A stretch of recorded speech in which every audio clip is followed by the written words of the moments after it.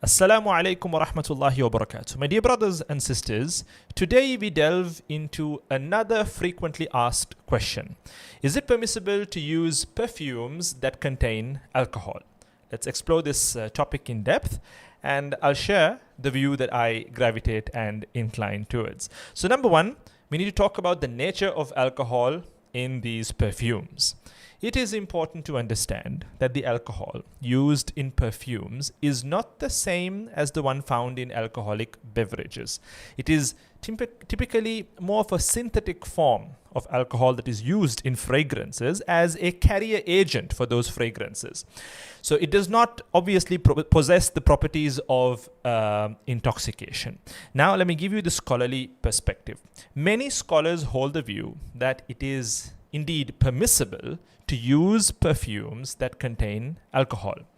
Now, I'd like to share the reasons behind this perspective to, establish clarity. Number one, we differentiate the alcohol found in perfumes from the consumable alcohol. The alcohol in perfumes is not consumed. So, alcohol that is consumed is prohibited. External application, so consumption of it is prohibited. External application of it is not prohibited anywhere. You don't see it in the Qur'an, you don't see it in the ahadith of the Prophet ﷺ. So with regards to external application of alcohol, there is no clear-cut prohibition. That's number one. Number two, the scholars who deem using perfumes that contain alcohol as problematic have an issue with its purity aspect. Now Allah subhanahu wa ta'ala talks about alcohol intoxicants in Surah Al-Ma'idah, which is the 5th chapter, ayah number 90, where our Maker, he says, Ya ayyuhalladhina amanu, innamal khamru wal maisiru wal ansabu wal azlamu rijs. Rijsun min amali shaitan. O you who have believed, in this ayah, Allah then goes on to mention intoxicants, gambling, and all these things as being rijs, as being defilement min amali shaitan, from the works of the devil.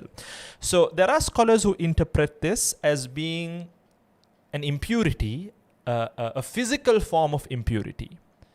Okay? But you also have scholars who interpret this as a metaphorical form of impurity. So all these things, like let's say for example, gambling.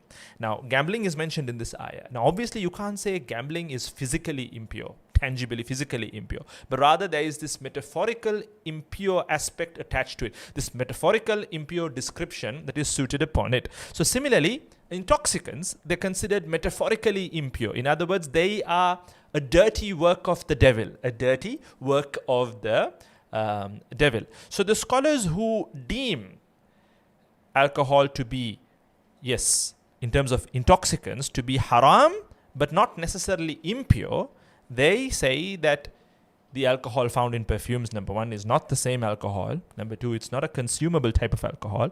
And number three, it does not affect, in the sense it's not impure. So if you were to spray some perfume on yourself like this, it doesn't mean that you are basically spraying impure substances on yourself. It's not akin to applying najis on yourself. No. As you can see, I applied it on myself, and this clearly outlines the view that I'm inclining and gravitating towards.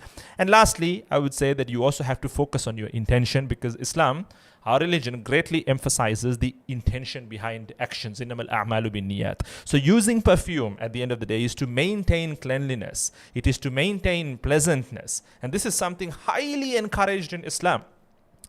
And so long as it does not involve any intention, of engaging in something haram. And as you can see, it is to maintain pleasantness, it is to maintain cleanliness, it is to give out a good fragrance. And this is something the Prophet ﷺ loved to do. He loved perfuming himself. So based on all of this, and given this clear perspective, I conclude by saying that Muslims can comfortably use perfumes containing alcohol, inshallah ta'ala.